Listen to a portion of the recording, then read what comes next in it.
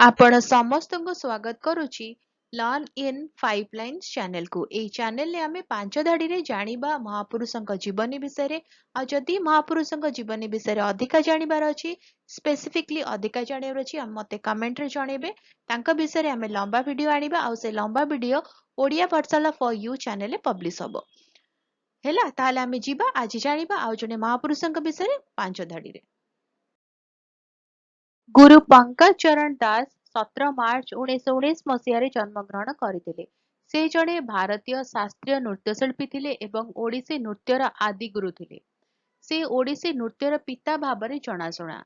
ସେ 1992 ମସିହାରେ ପଦ୍ମଶ୍ରୀ ପୁରସ୍କାର ପ୍ରାପ୍ତ କରିଥିଲେ। ତାଙ୍କର ଦେହାନ୍ତ 11 ଜୁନ 2003 ମସିହାରେ ହୋଇଥିଲା। ରହୁଛି, ଦେଖା ହବା ଆଗାମୀ ଭିଡ଼ିଓରେ। ନମସ୍କାର।